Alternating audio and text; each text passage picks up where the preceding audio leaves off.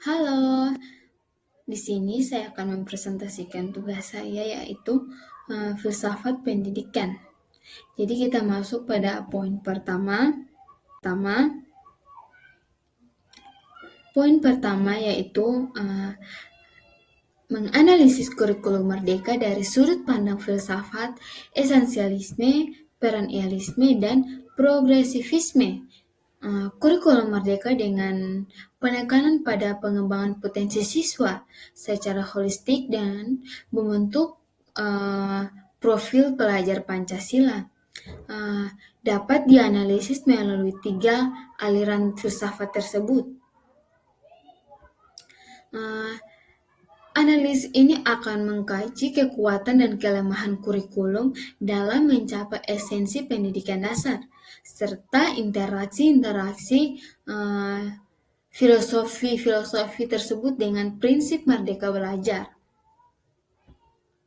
Yang pertama, esensialisme dan kurikulum merdeka. Esensialisme menekankan pada penguasaan pengetahuan dasar dan keterampilan yang dianggap penting untuk kehidupan kurikulum merdeka. Fleksibilitasnya berpotensi melemahkan aspek ini jika tidak dikelola dengan baik. Kekuatan terletak pada penyelesaian konten dan kebutuhan lokal, memungkinkan sekolah untuk memasukkan materi esensial yang relevan dan dengan konteks siswa. Kelemahannya adalah potensi pengurangan materi inti jika sekolah terlalu fokus pada aspek pengembangan diri yang kurang terstruktur. Contohnya di sekolah dasar.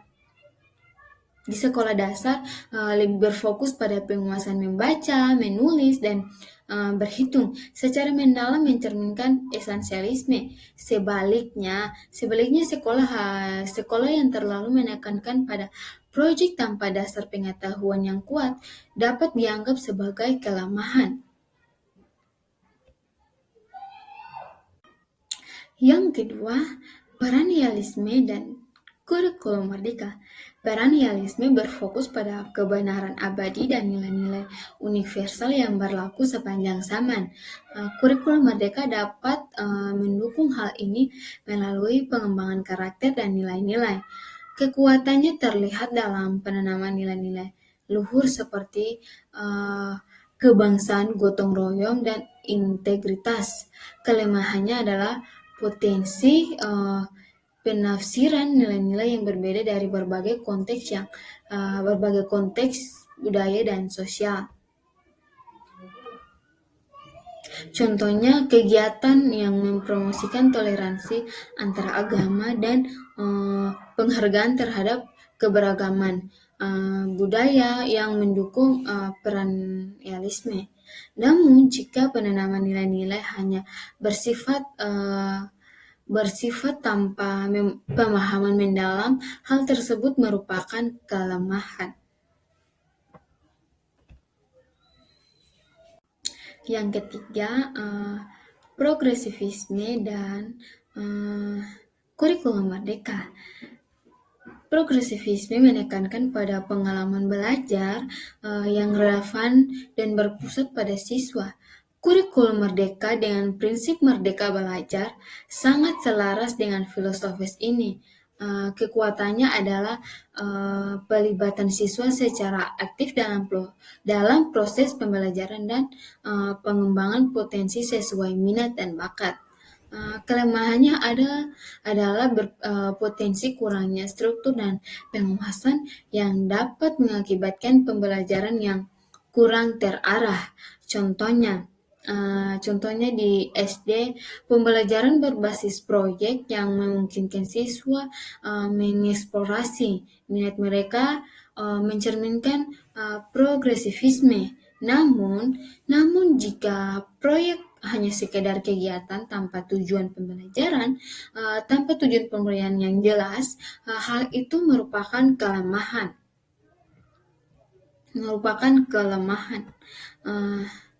Interaksi uh, filosofis dengan merdeka belajar pada profil pelajar Pancasila. Prinsip merdeka belajar memungkinkan sekolah untuk beradaptasi dengan dan berinovasi dalam implementasi kurikulum merdeka. Dengan 6 karakteristik, beriman, bertakwa kepada Tuhan Yang Maha Esa, dan berakhlak mulia, berkebinekaan, dan bergotong royong, mandiri, bernalar kritis, dan kreatif, merupakan perwujudan nilai-nilai universal yang relevan dengan peran idealisme, serta memberikan ruang bagi pengembangan potensi individu yang sesuai dengan progresivisme. Penguasaan pengetahuan dan keterampilan dasar tetap penting sesuai dengan esensialisme.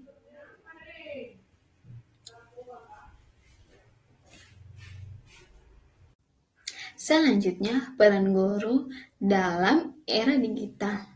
Peran guru di era digital dalam konteks kurikulum merdeka mengalami pergeseran signifikan.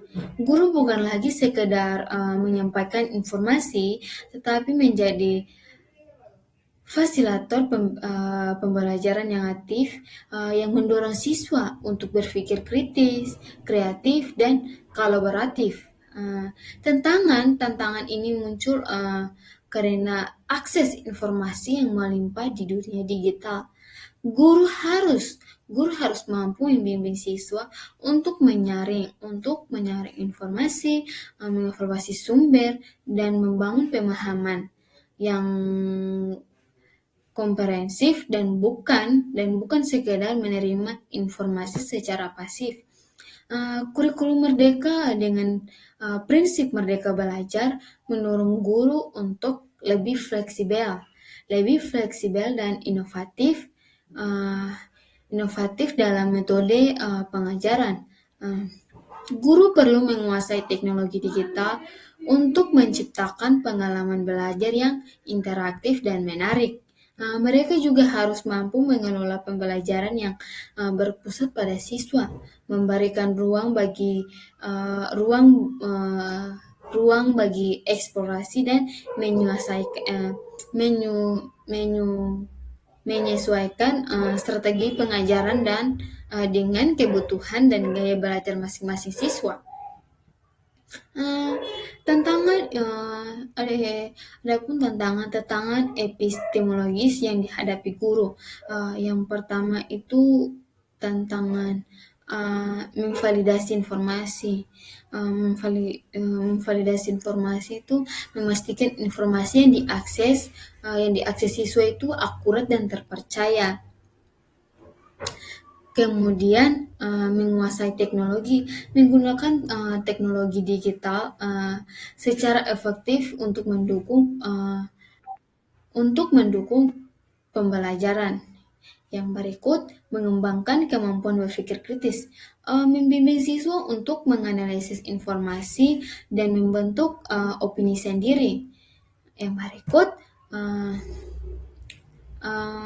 menangani informasi yang salah, memberikan pemahaman kepada siswa tentang bagaimana mengenali dan menghindari informasi yang salah. Yang selanjutnya, menjaga keseimbangan antara pelajaran digital dan non-digital, memastikan siswa tetap memiliki kesempatan untuk belajar melalui interaksi langsung dan pengalaman nyata. Singkatnya, peran guru di era digital dalam konteks kurikulum merdeka adalah sebagai pemimpin pembelajaran yang inovatif, yang mampu membimbing siswa dalam navigasi dunia informasi dan yang lebih kompleks dan membangun pemahaman yang mendalam dan kritis. Guru harus terus belajar dan beradaptasi untuk menghadapi tantangan epistemologis yang muncul.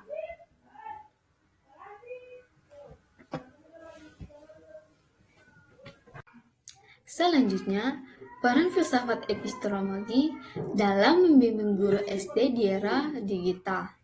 Akses informasi yang mudah di era digital menghadirkan tantangan sekaligus peluang bagi guru SD. Guru tidak lagi menjadi satu-satunya sumber pengetahuan, tetapi menjadi fasilitator pembelajaran yang membimbing siswa.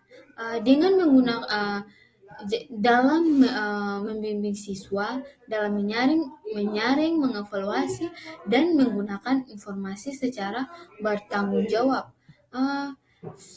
Filsafat epistemologi memberikan kerangka kerja yang penting dalam menghadapi tantangan ini. Yang pertama, rasialisme. Rasialisme menekankan peran akal dan penalaran dalam memperoleh pengetahuan. Jadi, guru dapat membimbing siswa untuk berpikir logis, menganalisis argumen, dan mengevaluasi berdasarkan bukti dan logika. Contohnya, guru dapat meminta siswa untuk menganalisis artikel berita, mengidentifikasi dan mengevaluasi argumen yang diajukan. Kemudian yang berikut, empirisme. Empirisme menekankan peran pengalaman dan observasi dalam memperoleh pengetahuan. Guru dapat mendorong siswa untuk melakukan eksperimen sederhana, mengamati fenomena alam dan mengumpulkan data untuk menguji hipotesis. Contohnya, siswa dapat melakukan percobaan sederhana untuk membuktikan konsep ilmiah seperti siklus air atau pertumbuhan tanaman. Kemudian mereka juga bisa membandingkan hasil observasi mereka dengan informasi yang mereka temukan secara daring, yaitu belajar dengan membandingkan dan mengontraskan informasi tersebut. Yang berikut, konstruktivisme menekankan pada peran aktif siswa dalam membangun pengetahuan sendiri melalui interaksi lingkungan dan informasi. Guru dapat menciptakan lingkungan belajar yang memungkinkan siswa untuk mengeksplorasi, bertanya, dan berkolaborasi dalam membangun pemahaman mereka. Contohnya guru dapat menggunakan metode project based learning, di mana siswa meneliti topik tertentu dan mengumpulkan informasi dari berbagai sumber dan mempresentasikan temuan mereka. Proses ini mendorong siswa untuk mengembangkan kemampuan berpikir kritis dan literasi digital, karena mereka harus menyaring informasi, mengevaluasi sumber, dan menyajikan informasi dengan cara yang terorganisir dan akurat.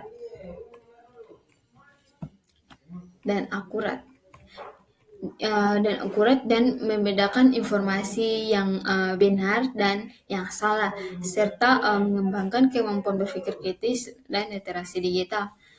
Guru dapat membantu siswa membedakan informasi benar dan salah dengan mereka mengajarkan yang pertama, mengevaluasi sumber informasi. Mengevaluasi sumber informasi ini memastikan kredibilitas penulis atau reputasi situs web dan tanggal publikasi berita tersebut. Kemudian membandingkan informasi dari berbagai sumber, mencari konsistensi dan perbedaan dalam informasi yang diperoleh. Kemudian mengenali upaya apakah itu berita itu benar atau tidak, kemudian menguji informasi dengan bukti, kemudian mengembangkan kemampuan berpikir kritis. Contoh itu praktik pembelajaran, analisis berita. Siswa menganalisis berita daring, menganalisis berita, kemudian mengidentifikasi. Setelah mengidentifikasi, mereka mengevaluasi argumen yang diajukan. Kemudian yang berikut, pencarian informasi. Siswa dapat melakukan pencarian informasi daring, mengevaluasi sumber, dan menyajikan temuan mereka. Kemudian membuat presentasi. Siswa membuat presentasi, kemudian mereka diskusi di kelas. Dengan menggabungkan prinsip-prinsip ini, serta mengajarkan keterampilan evaluasi informasi dan berpikir kritis, guru SD dapat mempersiapkan siswa untuk menjadi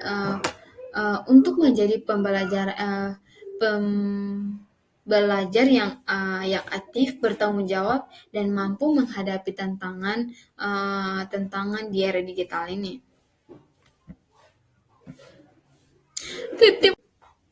Selanjutnya, pendidikan karakter dan nilai masyarakat majemuk.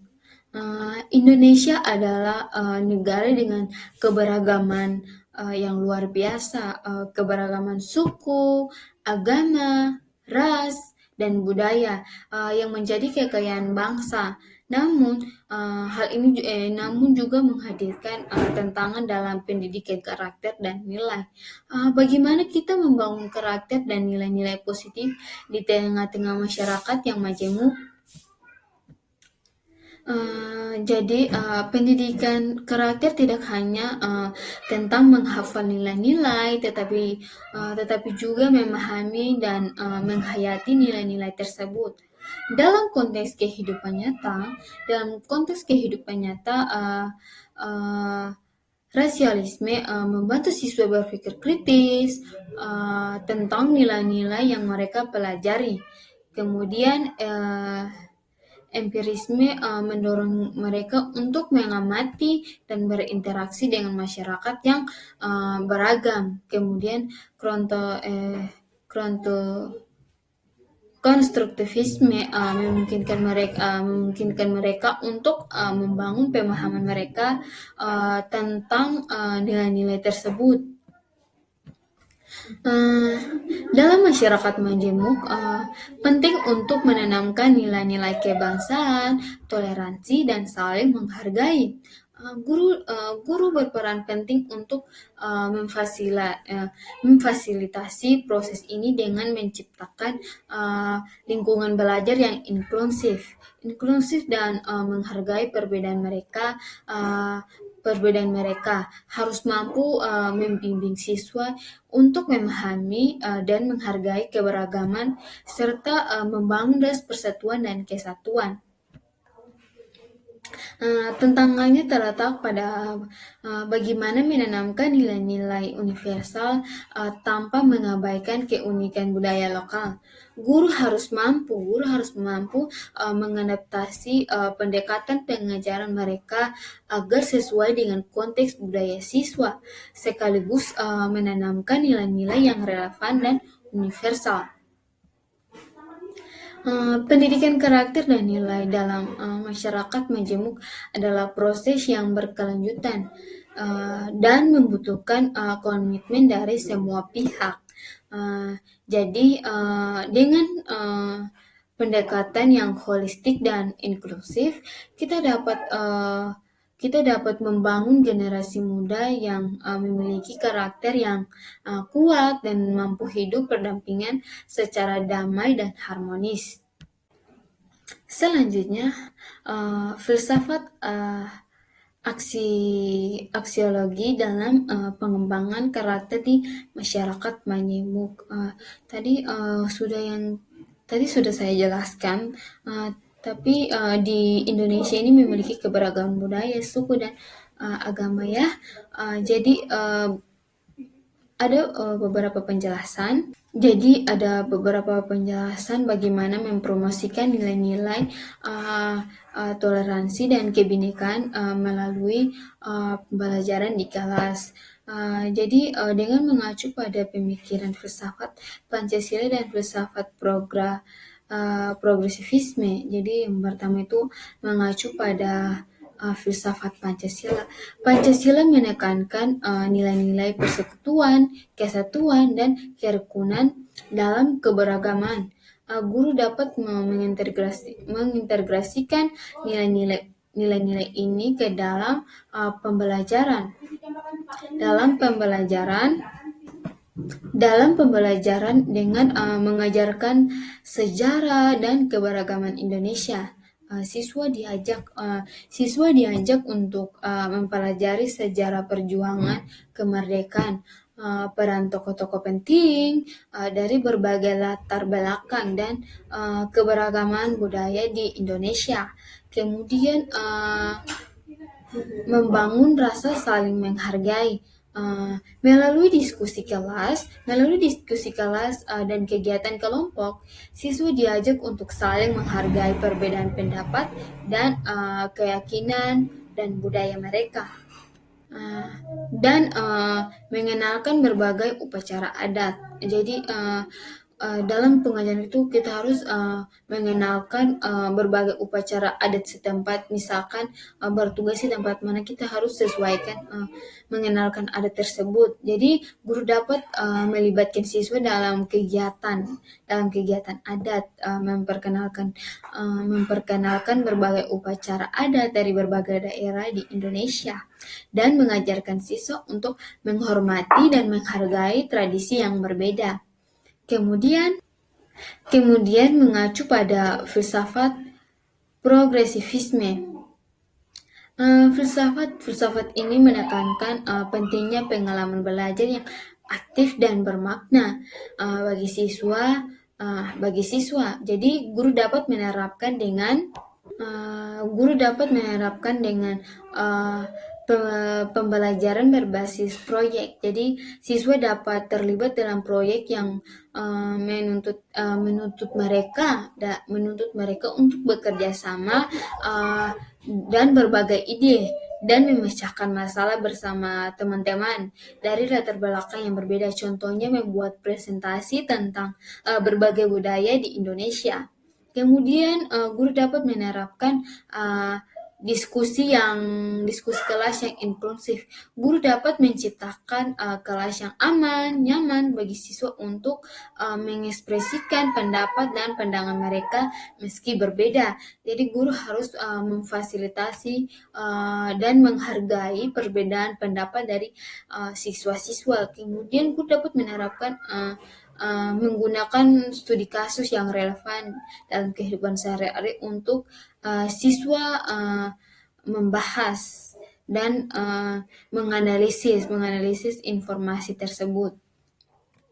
Contohnya, contoh aktivitas pembelajaran yang konkret yaitu membuat buku cerita bersama. Jadi siswa dapat berbagi latar belakang budaya, berkolaborasi, dan membuat buku cerita yang menampilkan tokoh-tokoh dan dengan latar belakang budaya yang berbeda. Jadi buku cerita ini mencerminkan nilai-nilai persatuan, kerukunan, dan saling menghargai. Kemudian pentas seni budaya. Jadi siswa menampilkan jenis seni budaya mereka dari berbagai daerah di Indonesia. Jadi kegiatan ini memperkenalkan siswa pada kekayaan budaya Indonesia dan membutuhkan rasa bangga akan keberagaman. Kemudian permainan yang kolaboratif. Jadi permainan kolaboratif ini siswa bermain permainan yang membutuhkan kerjasama tim dan menghargai kontribusi setiap anggota tim tanpa memandang latar belakang budaya mereka. Jadi dengan mengintegrasikan filsafat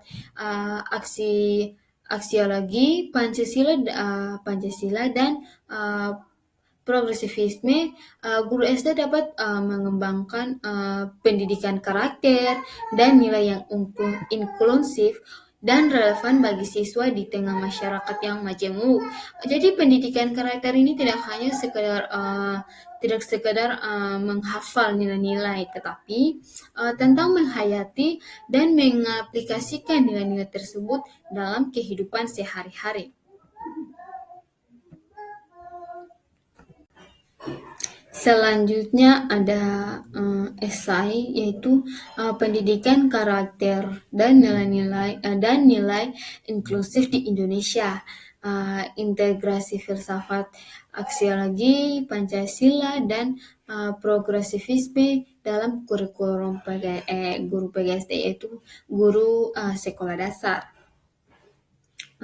Jadi itu pendahuluannya. Kemudian ini isinya,